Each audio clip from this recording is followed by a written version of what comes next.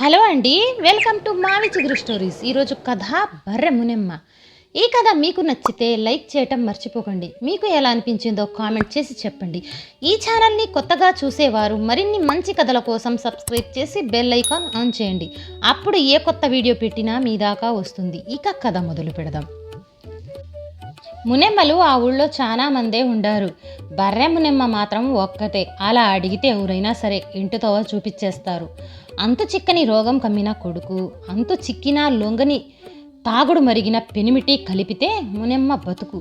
చీకటితోనే ఇల్లు వాకిలి చిమ్మేసి, పేడ చెత్త ఎత్తేసి, పితికిన పాలు 4 ఇళ్లల్లో పోసేసి, తిరిగి ఇంటికొచ్చి ఎండ నురొక్కెక్క ముందే పేడలో వడ్లపొట్టు గడ్డి కలిపి గోడకి పిడకలు కొట్టేసి, బడికొచ్చి మొత్తం శుభ్రం చేసేసి, ఇంటికి పోయి స్నానం చేసేసి వచ్చాక మధ్యాహ్నం పిల్లకాయలందరికీ అన్నం కూరలు వండేసి, అయ్యోర్లకు విడిగా అన్నం వండి, మిగిలిందో సగిలిందో పగటేళ్ళకి అంతా బొక్కిందంటే ఇంకెంతే. పొద్దు పడమటికి మళ్ళేదాకా ఏ పొద్దు ఎవరి కయ్యలో నడుముంచుతుందో సందేళ్ల దాకా కష్టం చేయటం, ఇల్లు చేరి పాలు పితికి మర్రోజు బడికి పెరుగు తోడు పెట్టటం, ఆ పనుల వరసే ఆ బతుక్కి అదరువు. ఈతి బాధలు సుఖాలు ఏడుపులు నవ్వులు భయాలు ఆశలు సకలం నిండిన ఆమె జీవనయాత్రలో తోబుట్టును మించిన మునెమ్మ బర్రె ఇప్పుడంటే ఒక్కటే, కానీ ఆమె ఇది నా ప్యానం అంటది, ఇది లేకపోతే నేను లేను అంటది. ఊళ్ళో ఆమెను అంతా బర్రె మునెమ్మనే అంటారు. ఇదివరకైతే 4 ఉండేవి. నా అంతటి దొరసాని చుట్టుపక్కల పల్లెల్లోనే లేదు అనేంత భోగంగా బతుకుతూ ఉండేది మునెమ్మ. భోగం అంటే మరేమిటో కాదు, నిద్రలేస్తే పళ్ళు తోముకొని తూర్పుకేసి చూసి అప్పటికింకా పురుడు పోసుకొని దేవుడికి దండం పెట్టుకోవటం, గొడ్లకట్ట మొత్తం శుభ్రం చేయటం, మిగిలిన సగిలిన సర్ది ఏదైనా ఉంటే అది కూడా వేసి తవుడు కలపటం తొలి పని. అదయ్యే కాడికి బర్రెలు ఆవులిస్తూ ఉంటాయి. కాసింత వరిగడ్డో చెనికాగో తెచ్చి వాటికి నోటికాడ విదిలిస్తే అసలు పని మొదలవుతుంది. ఓ పాత ఇత్తడి బకెట్లో నీళ్లు శుభ్రంగా కడిగిన 2 స్టీలు బిందెలతో తయారవుతుంది. ఒకటి తూకు బిందె, ఇంకొకటి సంక బిందె. బకెట్లో నీళ్లని పొదుగు మీద బాగా కొట్టి చేపిన తర్వాత 2 కాళ్ల మీద గొంతు కూర్చొని కాళ్ల మధ్యలో తూకు బిందె బిగించి పెట్టుకుందంటే 2 చేతులతో లయ చెదరకుండా సుయ్యి సుయ్యి సుయ్యి అని పిండటమే. రవ్వంత అటు ఇటుగా అది నిండాల్సిందే. నిండినాక దాంట్లో పాలు సంకబిందెలో పోసేది. అట్లా 4 బర్రెలు పూర్తయ్యేసరికి సంకబిందె కూడా సగానికి పైగా నిండేది. దాన్ని తీసుకెళ్ళి డిపో వాళ్ళకి పోసేది. పాలు పెరుగు నెయ్యి పేడ పిడక బర్రెలు ఇచ్చేవన్నీ మునెమ్మ బొడ్లో ముడేసుకునే దుడ్లుగా మారిపోతూ ఉండేవి. మునెమ్మ కాడ దుడ్లే దుడ్లు, భోగం పట్టిన మహాలక్ష్మిలాగుండేది. అయితే ఆ దుడ్లు ఆ వైభోగము ఆ 4 బర్రెలు ఇప్పుడేడా?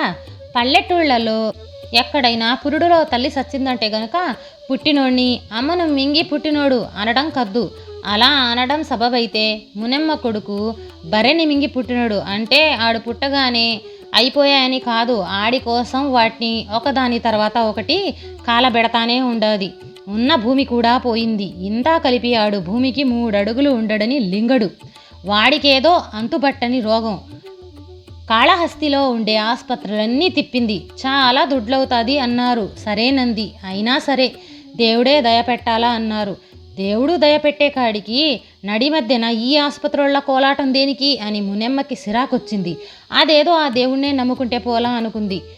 అదిగో అప్పుడు తగిలినాడు గోతాంస్వామి ఎవడో యాడ్నుంచి వచ్చినాడో, అసలు వాడు భూమి మీద పుట్టాడా పైనుంచి ఊడిపడ్డాడో ఎవడికి తెలీదు. ఊరవతల మర్రి చెట్టు కింద 4 రాటలు నాటి పందిరేసుకుని దాని కింద ఒక చెక్క ముద్దు మీద కనకదుర్గమ్మ ఫోటో పెట్టాడు. జనపనార గోతాన్ని జాగ్రత్తగా కుట్లిప్పి మోకాళ్ళ దిగువకొచ్చేటట్టుగా నడుముకి చుట్టి అది జారిపోకుండా మీందికి మొలతాడు వేసినాడు.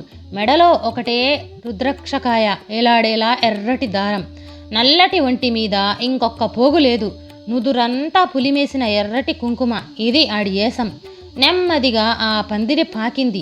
పాక గుడిసెయ్యింది. సామి చెరువు అంచుల్లో పిచ్చిగా పెరిగిన సముద్రపాలాకు చెట్లన్నీ నరుక్కొచ్చి గుడిసె చుట్టూ 1 ఎకరం మందం నాటి దడి కట్టుకున్నాడు. ఆ గుడిసె ఆశ్రమమైంది. ఫోటో విగ్రహమైంది. ఇన్ని జరిగిన జనం పనికి ఓ చెయ్యేశారు గాని వీణ్ణెప్పుడూ అనుమానించలా. ఎందుకంటే ఆడెప్పుడూ మొలకు జనపనార గోతం నొసట్న పులిమిన కుంకుమతో తప్ప ఇంకొక రకంగా జనానికి కనిపించలా. ఆస్పత్రుల చుట్టూ తిరిగి గోడు పోసుకుంటున్న మునెమ్మకి వాడు ఆపద్బాంధుడిలాగా తగిలాడు. అశ్రిత వత్సలుడిలాగా మెరిశాడు. పూజలన్నాడు, కత్రువులన్నాడు, యజ్ఞాలన్నాడు, హోమాలన్నాడు, మంత్రాలన్నాడు, తంత్రాలన్నాడు. బిడ్డకు గుణం లేకపోయే కాడికి ఈ రోగం ఏ దేవుడి ఖాతాలో ఉండాదో ఏందో అని వాడే ఒక అనుమానం పుట్టించి దర్గాల కాడికి పట్టకపోయి సామ్రాడి ఊదించాడు. చర్చిల కాడికి తోడకపోయి ప్రార్థనలు చేపించినాడు. కడాకి ఆ పసి పిల్లగాడితో పీర్ల పండగలో నిప్పుల గుండం కూడా తొక్కించినాడు. తీరా చూస్తే బిడ్డ ఇంకా కృషించిపోయినాడు. వాడు మా బళ్ళోనే 3వ తరగతి చదివేది, కానీ బడికొచ్చేది అమావాస్యకో పున్నమికో అంతే. ఎప్పుడూ సత్వ లేకుండా ఇంట్లో నులక మంచం మీద పీనుగలాగా పడుండేవాడు. అన్ని వైద్యాగాలు అయ్యేపాటికి 3 బర్రెలు కాలబెట్టింది. ఇక మిగిలింది ఆ ఒక్కటి అమ్మ బొయ్యేది లేదయ్యరా అంది మునెమ్మ.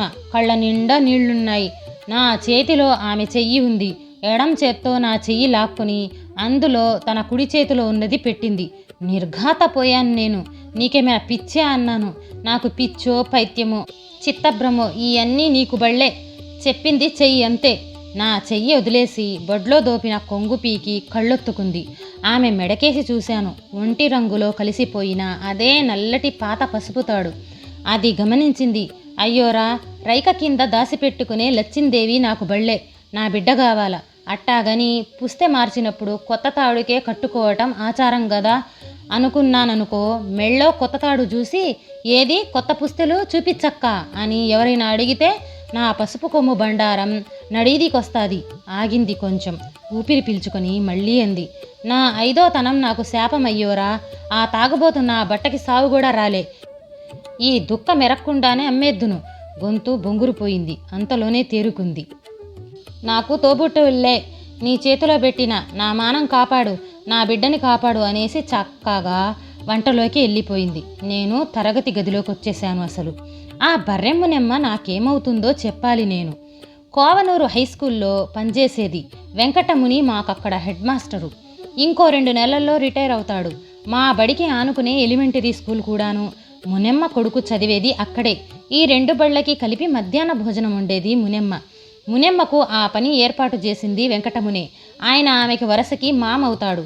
పెళ్ళాం పోయి 4 ఏళ్లయింది. పిల్లలు అమెరికాలో కుదురుకున్నారు. కాళాస్తి నుంచి క్యారేజీలు కట్టి తెచ్చుకుని వచ్చే నాబోటి నలుగురు మధ్యాహ్నానికి చప్పిడి కూడు తినటం ఎందుకని అక్కడే మునెమ్మతో మా నలుగురికి వండించే ఏర్పాటు చేశాడు వెంకటముని.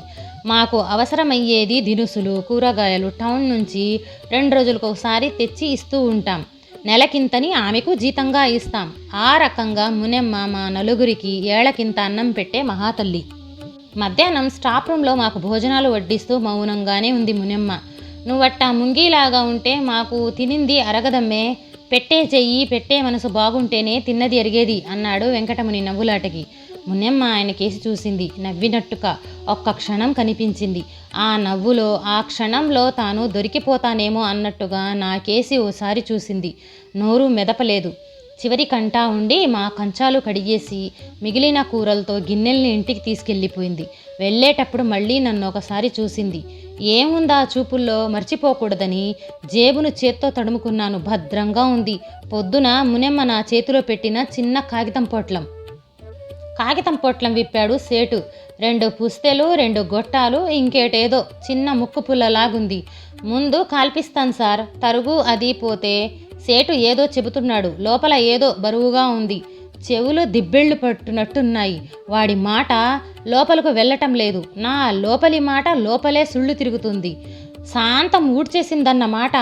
తాగటానికి నీళ్లు కావాలన్నట్టు సైగ చేశాను. తెప్పించాడు. కొండ మీద దేవుడు చానా మేలు. మనం మొక్కితేనే దోచుకుంటాడు. ఈ మునెమ్మ కొడుక్కి మాయదారి రోగం ఏందో, తాగుబోతు మొగుడికి రోజు డబ్బు సప్లై ఏందో. ఆ మా బడిలోంచే నెలకు బోలెడు డబ్బులు వస్తున్నా ఇంత కనాగష్టంగా మొత్తం నా కొడుకే ఏదో పురుగు తోలుంటాడు దీని బుర్రలోకి అన్నాడు వెంకటముని. నిన్న భోజనాల తర్వాత స్కూలు బయట కానుగ చెట్టు కింద నిల్చొని సిగరెట్ అంటించి నాకు కూడా అలాంటి అనుమానం ఉంది, కాకపోతే బయటపడలేదు. మున్నెమ్మ మాకు తెలిసింది ఒక్క బర్రెతోనే, కానీ ఆమె 4 బర్రెల వైభోగం నుంచి ఎలా ఈడదాకొచ్చిందో, కొడుకు రోగం గురించి, గోతాంస్వామి పూజలకి ఎలా బర్రెలు మాయమవుతున్నాయో ఈ వివరాలన్నీ మాకు తెలిసింది వెంకటముని ద్వారానే. పూజ అంటాడు, మంత్రం అంటాడు, ఎక్కడి నుంచి ఎవడినో పిలిపిస్తానంటాడు, అమ్మవారికి మహానైవేద్యాలంటాడు, వాడి పిండాకూడంటాడు, తడవకి 10,000 దొబ్బుతాడు నా కొడుకు. వెంకటముని మాటల్లో వాడి మీద ఆగ్రహం, మున్నెమ్మ మీద జాలి రెండూ రేగుతున్నాయి. ఆ అమ్మవారు వాడిని ఎందుకు ఎత్తుకుపోదో పీక కింద మట్టిలో పడేసి చెప్పుతో కసిగా తొక్కుతూ అన్నాడు వెంకటముని నిన్న. సారు, సేటు మాటల్లో ఇహంలోకొచ్చాను. రాగి జాస్తిగా ఉంది సారు, 2 గ్రాముల మీద 2 గురిగింజల జాస్తిగా ఉండాది. మార్కెట్ రేటు 5 ఉండాది. తరుగు తీసేస్తే 7,200 వస్తాది అన్నాడు సేటు. వెంకటముని మాట ఎక్కడో కొడుతుంది. వాడిచ్చింది ఎంచి చూసుకుంది, నా కళ్ళల్లోకి చూసింది. నాకెందుకో భయం అనిపించింది. అయినా బింకంగా మునెమ్మ కళ్ళల్లోకి చూస్తూ 3 గ్రాములకి గురిగింజ తక్కువ ఉన్నాయంట, తరుగు పోగా 9,700 చిల్లరేదో వస్తుందన్నాడు, కానీ బేరమాడి రౌండ్ ఫిగరు 10,000 తీసుకున్నా అన్నాడు. నోట్లు మడిచి పైట కింద రైకలోకి దోపుకుంది. చూపు కిందకి దించింది. చేయి చాచకుండానే వెళ్ళిపోవాలనుకున్న అయ్యోరా, వాటిని చేపించుకుంది నేను. బరువు మరిసిపోయేంత బలిసిన దాన్ని కాదు. నీ మేలు ఉంచుకోన్లే, చచ్చి నీ పిల్లకాయల కడుపున పుడతా. మళ్ళీ తలెత్తకుండానే గిరుక్కున తిరిగి వెళ్ళిపోయింది. మర్రోజు తెల్లారింది. చిత్రం జరిగిపోయింది. ఊరు దిమ్మెరపోయింది. ఊరంతా కబురు చిటికెలో అల్లుకుపోయింది. ఆశ్రమంలో గోతాంస్వామి లేడు. అమ్మవారి విగ్రహం ఎదుట ఇత్తడి సెమ్మెల్లో దీపాలు వెలుగుతూనే ఉన్నాయి. దానికెదురుగా ఇటుకలు పేర్చిన హోమగుండంలో అగ్గి రగులుతూనే ఉంది. స్వామి మాత్రం లేడు. మునెమ్మ కొడుకు కోసం మంత్రహోమం చేస్తూ గోతాంస్వామి అమ్మవారిలో ఐక్యమైపోయాడని అన్నాడు వెంకటముని. జనాలు జై గోతాంస్వామి, జై గోతాంస్వామి అన్నారు. అంతకంటే ఇస్త్రం ఏంటంటే మునెమ్మ మొగుడు తాగటం మానేశాడు. మహా అయితే అమావాస్యకో పున్నంకో చొక్కేస్తున్నాడు. ఆమె బర్రెని చూసుకుంటూ బడి పని మాత్రమే చేసుకుంటుంది. కొడుకు పరిస్థితే బాగుపడట్లేదు. ఆ దిగులుతో కుంగిపోతుంది. ఇట్ట అయితే కుదరదనుకుని ఆమెని ఊర్లోనే వదిలి నేను వెంకటముని ఆడిని తీసుకుని మద్రాసు జనరల్ ఆసుపత్రికి వెళ్ళాం. మేమిద్దరం డ్యూటీలు మార్చుకుంటా 1 నెలలాళ్ళు ఉన్నాము. మామూలు బిడ్డ అయ్యాడు. ఇంకేం దిగుల్లేదన్నారు డాక్టర్లు. బిడ్డ కుదురుగా ఇంటికొచ్చాడు. మునెమ్మ మొహంలో నవ్వొచ్చింది. బతుకులోకి వెలుగొచ్చింది. అంతా అమ్మవారి దయ అంది మునెమ్మ. స్వామి లేని ఆ ఆశ్రమంలో అమ్మవారి విగ్రహానికి వాడితో టెంకాయ కొట్టించిన తర్వాత 7 ఏళ్లు గడిచాయి. బర్రె మునెమ్మ కొడుకు ఇప్పుడు 10 చదువుతున్నాడు. మునెమ్మ మొగుడు చక్కగా మేస్త్రి పనికి పోతున్నాడు. గుడిసె పీకి చిన్న డాబా ఇల్లు కట్టుకుంది. ఇంకో 4 బర్రెలు కొంది. అంతటి దొరసాని ఈ చుట్టుపక్కల పల్లెల్లోనే లేదు అనేంత భోగంగా బతుకుతుండాది మునెమ్మ. భోగం అంటే మరేంటో కాదు, కానీ బడిలో పని మానేయలేదు. ఇంకో మాట చెప్పకపోతే నాకు నెమ్మది లేదు. బిడ్డ రోగం నయమయ్యి 2 ఏళ్లకి వాడికి 5వ క్లాసు పూర్తయింది. వాడితో నవోదయ స్కూల్కి పరీక్ష రాయించాను. సెలెక్ట్ అయ్యాడు. ఆ సంగతి మాకు తెలిసేప్పటికే మునెమ్మ బడి నుంచి ఇంటికి వెళ్ళిపోయింది. తీపి కబురు స్వయంగా నేనే చెప్పాలని ఇంటికెళ్ళాను. మొగుడు పనికెళ్ళినట్టున్నాడు. కొడుకు బడిలోనే ఉన్నాడు. ఇంట్లో మునెమ్మ ఒక్కతే ఉంది. బర్రెల్ని కొబ్బరి పీచుతో తోముకుంటున్నదల్లా చెయ్యి కడుక్కొని వచ్చి మంచినీళ్ళు అందించింది. నులక మంచం వాల్చింది. విషయం చెబితే తెగ మురిసిపోయింది. చేతులెత్తి దండం పెట్టింది. గబగబా వెళ్ళి లోటాడు చిక్కటి మజ్జిగ తెచ్చిచ్చింది. కాఫీ పొడి ఉండే కొంప కాదు, బర్రెని మేపుకునే దానింట్లో ఇదే ఉంటాదయ్యోరా అంది నవ్వుతా. లోట అడుగున నిలిచిపోయిన మీగడ పరకలు జారిపడేదాకా ఎత్తి తాగి పక్కన పెట్టేసి నాకొక్క నిజం చెప్పవా మునెమ్మ అన్నాను. లోటా లోపల పెట్టేసి వచ్చి మంచానికి రవ్వంత ఎడంగా నేల మీద గొంతు కూర్చుంది. నువ్వేమడుగుతావో నాకు తెలుసులే అయ్యోరా అనింది. 2 ఏళ్లుగా నేను ఏ సందేహాన్ని దాచుకుంటూ వస్తున్నానో తనకి తెలిసినట్టుగా మొదలెట్టింది. 10,000 తీసుకెళ్ళి ఆ గోతంగాడి చేతిలో పెట్టినాను అయ్యోరా. అప్పటికే ఇంకొకడుండాడక్కడ. మేల్మరువత్తూరు నుంచి వచ్చిన అమ్మవారి ఉపాసకుడని నాతో అన్నాడు. ఆ రాత్రికే పూజ ఉంటాదన్నాడు. ఈ పూజకి అమ్మోరు సాయంగా దిగొస్తాదన్నాడు. ఈ పూజతో బిడ్డ లేసి పరిగెడతాడన్నాడు. బిడ్డ గాని అయినోళ్ళు గాని పూజ దగ్గర ఉండకూడదన్నాడు. దండం పెట్టి ఇంటికొచ్చినా గాని నా మనస్సు నిలవలా అయ్యోరా. నడి రేత్రి కాడ మళ్ళీ పోయినా. అమ్మోరు కనిపిస్తే మనసులో మొక్కుకుందామనుకున్నా. కొంచెం ఆగి తీరా పోతే ఆడ ఏం జరుగుతుండాతో తెలుసా? నా బట్టలిద్దరూ గుడిసె మధ్యలో హోమం మంటలేసి అదేదో భోగి మంటల్లాగా దాని పక్కన కూసొని సీసాలు పెట్టుకుని తాగుతా ఉండారు. బర్రెని మేపుకునే దాని నుంచి ఇంతింత దుడ్లు ఎట్టరా పిండినావు స్వామి అని మేల్మరువత్తూరు ఎదవ కూస్తున్నాడు. నువ్వు చూస్తానే ఉండరా, దాని దగ్గర ఇంకో బర్రె కూడా ఉండాది. కనాగాష్టంగా 30,000 చేస్తాది. అది కూడా అమ్మాలా? మన ఊర్లో ఏడైనా చిన్న జాగా కొనాలా అంటున్నాడు. అంత మోసమా? వింటున్న నేను తెగ ఆశ్చర్యపోయాను. నా బిడ్డ ఉంటాడో సస్తాడో తెలవక దిగులు సావట్లా. ఇన్నిటి మధ్యలో 3 బర్రెలమ్మి ఈ ముండ ఎదాన కొట్టిన ఆడు చేస్తాండే మోసం మతికొచ్చింది. ఆ బర్రె ఒక్కటి ఉంటే జరిగిపోతాదని నిమ్మళంగా ఉన్నా. దాన్ని కూడా కాజేయాలనుకుంటున్నాడా ఎదవా అని రగిలిపోయినా. ఆ మంట మీదుండగానే ఆడ చూస్తే తాటి బరిక కనిపించింది. దాన్నందుకుని లోపలికెళ్ళి వాడిని కొట్టినాను చూడయ్యోరా. ఆ రోజు దృశ్యం తలుచుకొని మున్నెమ్మ ముసిముసిగా నవ్వుతుంది. మొదటి ఏటు పడేకాడికి రెండోవాడు ఎంత తాగినాడో ఎంత దిగిపోయిందో తెలీదు. లేచి పరిగెత్తినాడు. ఈడికి పడ్డాయి చూడు ఏటు మీద ఏటు విడుదల లేకుండా వేసిన నా బట్ట మొలకి జుట్టుకున్న గోతం ఊడిపోయింది. దిసిమలతోటే ఉండాడు ఎదవ.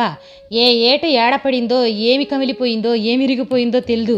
నా చేతిలో ఇరిగిపోయే కాడికి బోర్లా పడి కళ్ళంతా వాతలతో పెడబొబ్బలు పెడతా 2 చేతులతో లటక్కన కాళ్ళు పట్టేసుకున్నాడు.